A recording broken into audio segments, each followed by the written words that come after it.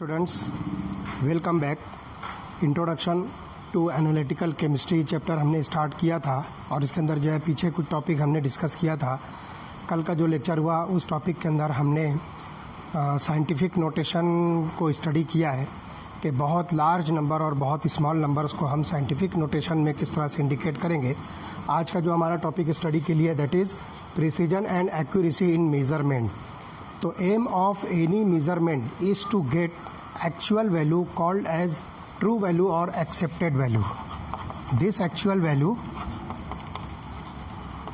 is called as true value or accepted value. जब हम measurement करते हैं, कोई भी एक्सपेरिमेंटल डेटा कलेक्ट करते हैं, तो उसकी जो हमको जो वैल्यू मिलती है that value is called as actual value, और इस एक्चुअल वैल्यू को हम ट्रू वैल्यू या एक्सेप्टेड वैल्यूज भी कह सकते हैं। Nearness of the measurement value is called as accuracy. अगर हम एक्यूरेसी की बात करते हैं तो this accuracy is nothing but nearness of actual value. अब आमतौर पे हम जो केमिस्ट्री लैब के अंदर जो एक्सपेरिमेंट्स करते हैं तो 100% रिजल्ट जो है आपको एकदम एक्यूरेट नहीं मिलेंगे, बल्कि उसके करीब करीब कुछ वैल्यूज़ आपको मिलती है। तो वो nearness of the actual value is nothing but accuracy. तो आपकी रिजल्ट जो है एक्यूरेट होना चाहिए। तो यहाँ पर एक बात जो है ध्यान रखना है कि larger the accuracy smaller is the error. हम यहाँ पर लिखेंगे larger the accuracy minimum the error। जितनी ज़्यादा आपकी reading near to the actual value होगी उतने एरर्स उसके अंदर जो है कम होंगे। और एरर्स आपकी रीडिंग्स के अंदर कम आए उसके लिए क्या करना है, आपको मल्टीपल रीडिंग्स लेना है। तो मल्टीपल रीडिंग क्या करती है, वो एरर को जो है मिनिमाइज करती है। तो जितनी ज़्यादा रीडिंग्स आप जो है एक्चुअल आपके एक्सपेरिमेंट के अंदर लोगे तो उतने ज़्यादा जो है एरर जो है कम होंगे और आपका रिजल्ट जो है उतना जो है near to the actual value होगा, that is nothing but accurate value. तो यहाँ पर देखो, ये एक्यूरेसी जो है डिपेंड करता है कि आपने जो मेज़रमेंट का जो डिवाइस यूज़ किया है, मेज़रमेंट का जो इक्विपमेंट यूज़ किया है उसके लीस्ट काउंट पर डिपेंड करता है, जिसको शॉर्ट में हम LC लिखेंगे। LC means least count. तो इक्विपमेंट का जो लीस्ट काउंट होता है उसके ऊपर जो डिपेंड करता है उसकी सेंसिटिविटी पर। एक एग्जांपल मैं लेता हूं कि ब्यूरेट से आपको एक लिक्विड जो है 10.2 ml मेज़र करना है। लेट अस सी, आपके पास एक इक्विपमेंट है ब्यूरेट, और से फॉर एग्जांपल आपको एक लिक्विड वाटर उसमें जो है मेज़र करना है। आपका इक्विपमेंट है ब्यूरेट, इसके अंदर आपको 10.2 मिलीलीटर्स, ये आपकी जो है एक्चुअल वैल्यू है 10.2 मिलीलीटर्स।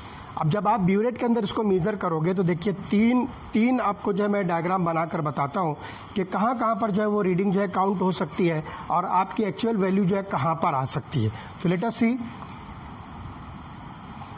एक डायग्राम मैं यहाँ पर जो है ब्यूरेट का एक सेक्शन ले रहा हूँ जहाँ पे ये 10 ml वाली रीडिंग की लाइन है, दिस इज़ 10। उसके बाद 10.1, 10.2, 10.3, 10.4, 10.5, 10.6, 10.7, 10.8, 10.9 एंड दिस इज़ 11। ये एक रीडिंग। अभी मैं आपको बताऊंगा कि एक्चुअल रीडिंग हम जो है कैसे निकालेंगे। उसके बाद दूसरी रीडिंग जो है सेम ब्यूरेट 10 ml,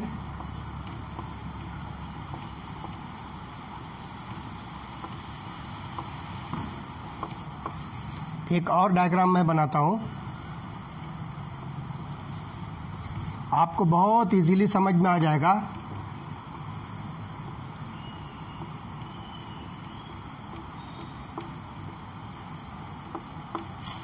अब 10.2 ml हमको जो है मेज़र करना है, तो एक मेज़रमेंट देखिए आपको यहां पर मिलेगा।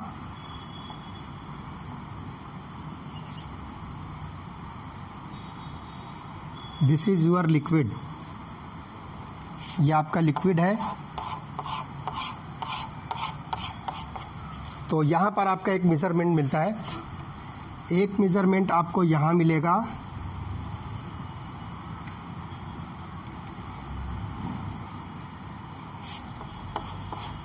दिस इज योर लिक्विड, और एक मेजरमेंट आपको यहाँ मिलेगा।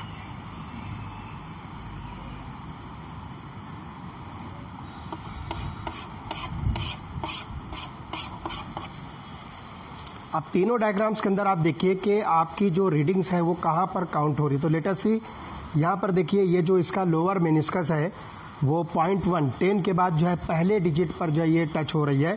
तो ये आप देखिए इसका नीचे वाला जो पोर्शन है, ये नीचे वाला पोर्शन जो है ये पहले पॉइंट की तरफ जो है ये टच कर रहा है। तो यहाँ पर आपको जो रीडिंग मिलेगी दिस इज 10.1 ml।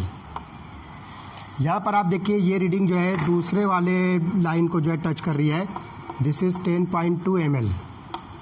और उसके बाद ये वाली रीडिंग में आप देखिए कि तीसरी लाइन के पास जो है टच कर रही है, it is 10.3 millilitres.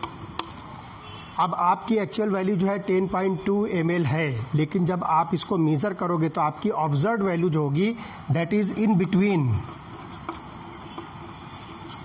10.1 millilitres to 10.3 millilitres. इस तरह से ये रीडिंग आपकी बनती है। ये तीन इक्विपमेंट्स के अंदर, तीन ब्यूरेट्स के अंदर आपने अलग अलग लिक्विड को जो है मेज़र किया है, और एक्चुअल वैल्यू आपकी जो है वो 10.2 ml है, लेकिन जब आप उसको अलग अलग मेज़र करते हो तो वो रीडिंग आपकी बनती है 10.1 ml टू 10.3 ml। अब इस ब्यूरेट का जो लीस्ट काउंट है दैट इज़ अबाउट 0.1 मिलीलीटर। अब एक्चुअल वैल्यू के हिसाब से देखी जाए तो ये पहली वाली जो वैल्यू है ये 0.1 ml जो है माइनस है, 0.1 ml जो है इसमें कम है, और सेकंड रीडिंग यहाँ पर देखी जाए 10.2 ml से, तो 0.1 ml जो है यहाँ पर प्लस है। तो इस तरह से आपके पास जो एरर आएगा this error is equal to 0.1 ml, और इसको हम जो है इंडिकेट करेंगे प्लस माइनस से। मतलब 10.2 में माइनस 0.1 अगर करते हैं तो 10.1 ml मिलता है, और 10.2 में अगर प्लस 0.1 आप जो है ऐड करते हो तो आपको रीडिंग मिलेगी 10.3 ml। तो इस तरह से ये रीडिंग्स आपको मिलती है। तो एरर इसके अंदर जो है प्लस माइनस 0.1 ml का होगा। Now this error is expressed as absolute और रिलेटिव एरर। ये जो एरर आपको मिल रहा है, तो लीस्ट काउंट जो है जनरली इसको हम एरर के सेंस में जो है काउंट करेंगे। तो this error is expressed in terms of absolute error. This is called as absolute error, और एक इसका दूसरा नाम है रिलेटिव एरर। एब्सोल्यूट एरर, और it is also called as relative error. अब हम इसको कैसे कैलकुलेट करेंगे? तो for calculation of the absolute error is equal to observed value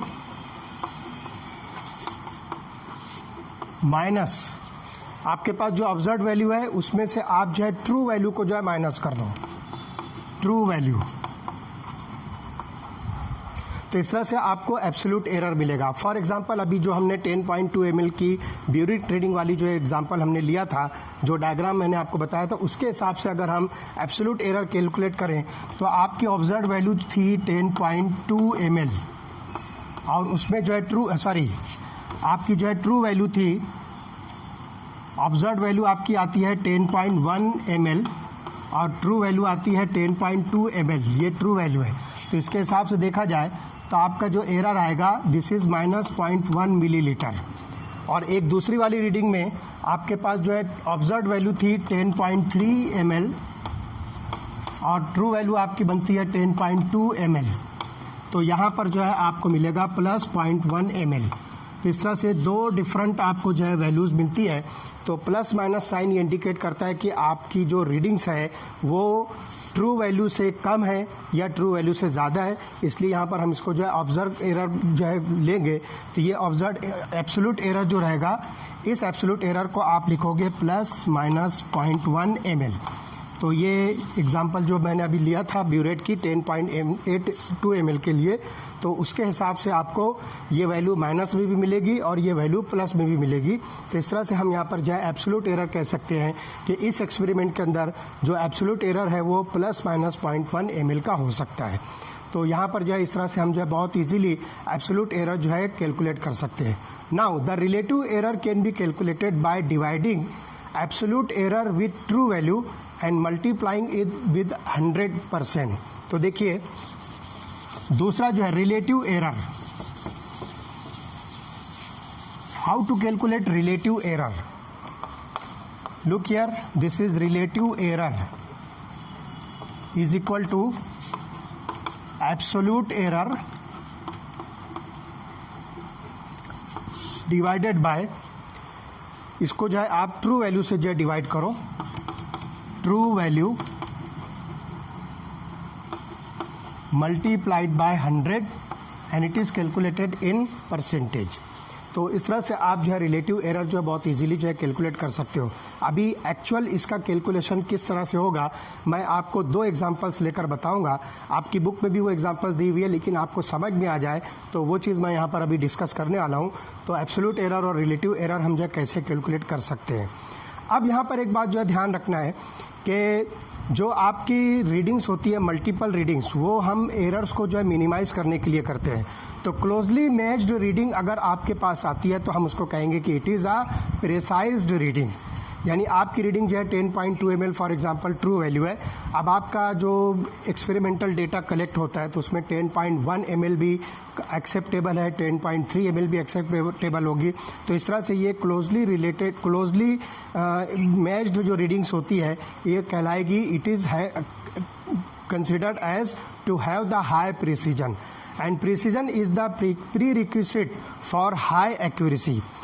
किसी भी ऑब्जर्वेशंस के लिए, किसी भी केमिकल डेटा के लिए जब आप अपना रिजल्ट और अपना कंक्लूजन सबमिट करोगे तो उसको एक्यूरेट और प्रिसाइज होने के लिए आपके पास जो है उसकी शर्त होती है कि वो जो है बिल्कुल सही हो और आपके ट्रू वैल्यू के बिल्कुल करीब हो, क्लोजली मैच्ड हो। तो इस तरह से जो है एब्सोल्यूट डेविएशन जो हम यहाँ पर जो कैलकुलेट करेंगे, ये जो प्रिसीजन है, this precision is expressed in terms of deviation, इसको हम जो है डेविएशन कहेंगे। And this deviation is calculated in terms of absolute deviation, तो हम इसको नाम देंगे एब्सोल्यूट डेविएशन। और इसको कैलकुलेट करने के लिए हमारे पास फार्मूला है ऑब्जर्व्ड वैल्यू माइनस मीन। तो आपके पास जो ऑब्जर्व्ड वैल्यू है माइनस मीन, तो आपके पास जो भी ऑब्जर्व वैल्यू होती है उसमें से आप जो है जितनी भी आपके पास जो है मल्टीपल रीडिंग्स है उन सब का मीन निकाल लीजिए। तो उस मीन को जो है आप इस ऑब्जर्व वैल्यू में से माइनस कर दीजिए तो आपके पास एब्सोल्यूट डेविएशन आ जाएगा and this is nothing but a precision. उसके बाद जो है आगे जो अरिथमेटिक जो वैल्यूज़ होती है, arithmetic mean of all absolute deviation is called as mean absolute deviation. यहाँ पर जो आपने एब्सोल्यूट डेविएशन जो कैलकुलेट किया है तो इन सब एब्सोल्यूट डेविएशंस का जो मीन होता है that mean deviation is called as relative deviation. तो देखिए रिलेटिव डेविएशन हम जो कैसे कैलकुलेट करेंगे, लेट अस सी फार्मूला इसका क्या है। Relative deviation is equal to, इसको हम जो है यहाँ पर मीन एब्सोल्यूट डेविएशन, जो हमने अभी इसके पहले वाले में मीन एब्सोल्यूट डेविएशन कैलकुलेट किया था उसको आप जो है टोटल रीडिंग्स के मीन से डिवाइड कर दीजिए। आपके पास जितनी भी मल्टीपल रीडिंग आ रही है उन सारी मल्टीपल रीडिंग्स का जो है मीन निकाल लीजिए। तो इस मीन से आप जो है इस एब्सोल्यूट डेविएशन को जो है डिवाइड कर दीजिए तो you will get the relative deviation. अब यहाँ पर जो है 2 एग्जांपल से मैं जो आपको इजीली जो है ये चीज़ और आसानी से एक्सप्लेन कर सकता हूँ। तो देखिए किस तरह से एरर जो है कैलकुलेट करेंगे और डेविएशन। तो एक एग्जांपल पहली दी हुई है, आपके पास एक केमिकल सब्सटेंस है पोटेशियम क्लोरेट। पोटेशियम क्लोरेट को आपको डीकम्पोज करना है, डीकम्पोजिशन मतलब इसको जो है कम्प्लीटली जो है ब्रेक डाउन करना हीट करके। तो यहाँ पर जो है ऑक्सीजन की जो है काउंटिंग हम करेंगे कि पोटेशियम क्लोरेट जब डिकम्पोज होता है तो उसका जो है प्रोडक्ट बनता है ऑक्सीजन। अब कितनी ऑक्सीजन यहाँ पर जो है कलेक्ट हो रही है वो चीज़ को हमको देखना है। तो आपको एग्जांपल में दिया हुआ है कि आपने 10 ग्राम पोटेशियम क्लोरेट का जो है डीकम्पोजिशन किया है। After decomposition it produces 3.8 gram of oxygen. तो यहाँ पर हम लिखेंगे 3.8 ग्राम ऑक्सीजन। ये आपका एक गिवन डेटा है। एग्जाम्पल के अंदर आपका ये गिवन डेटा है कि पोटेशियम क्लोराइड का आपने 10 ग्राम उसको डिकम्पोज किया, तो आपको एक ऑब्जर्वेशन मिल रहा है कि it gives rise to 3.8 gram oxygen. लेकिन actual mass of oxygen in potassium chloride,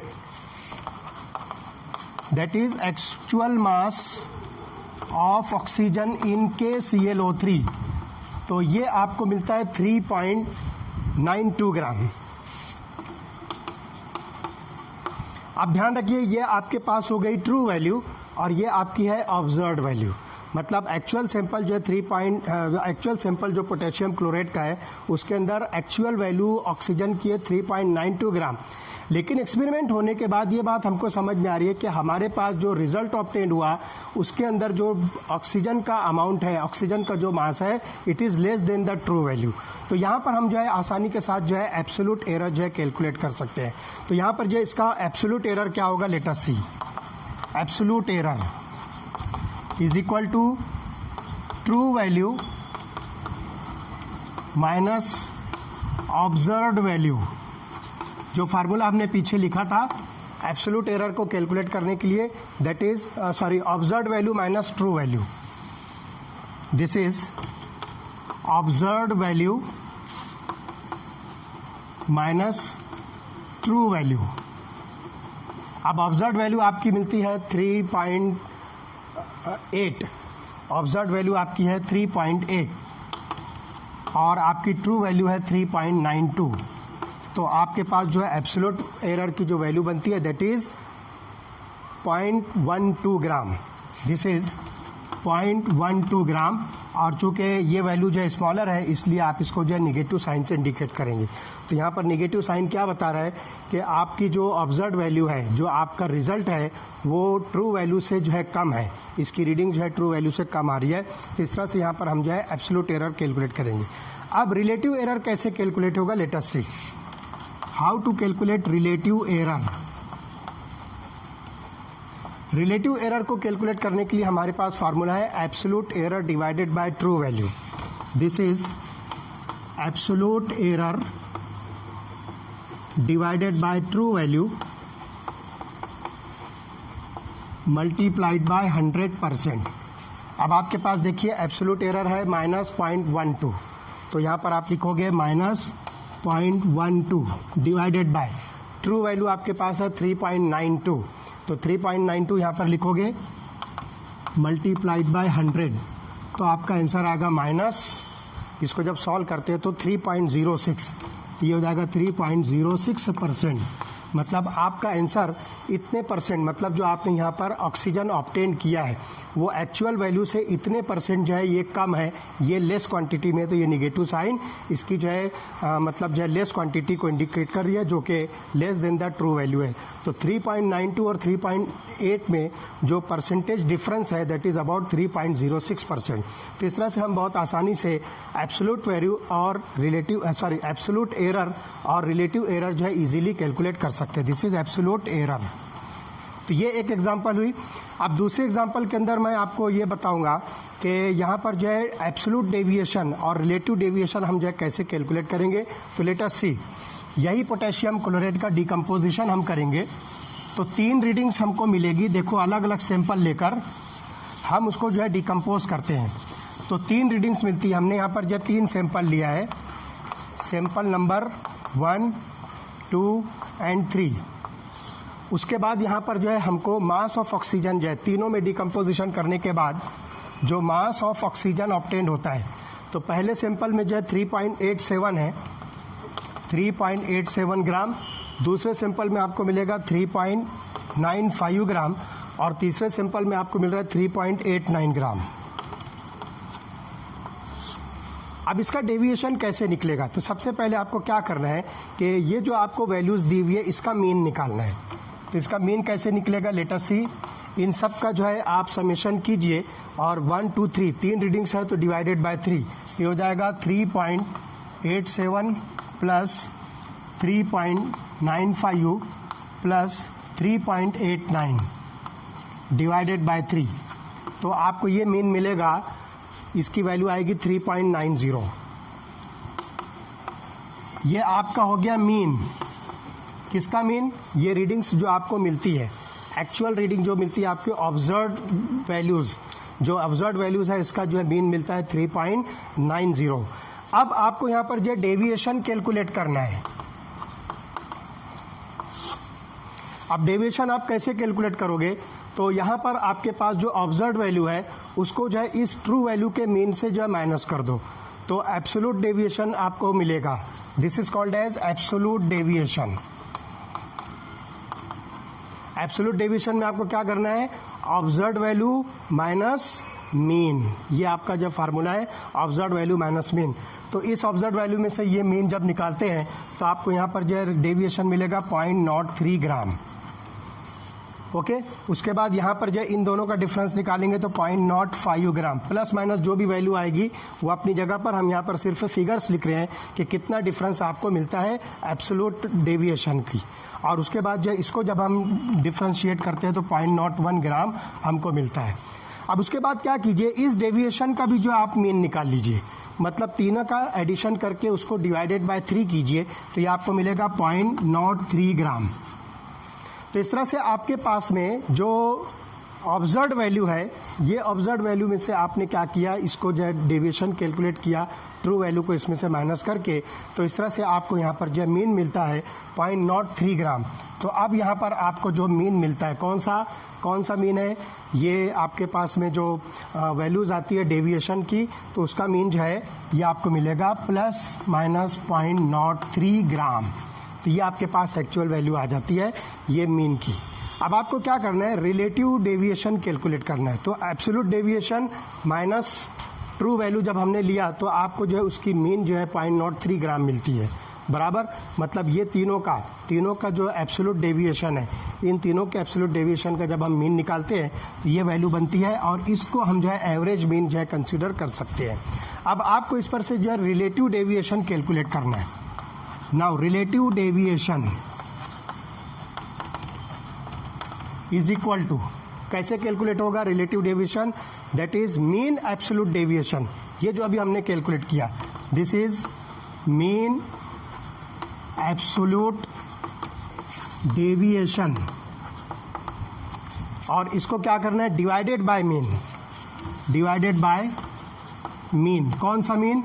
ये वाला, मल्टीप्लाइड बाय 100।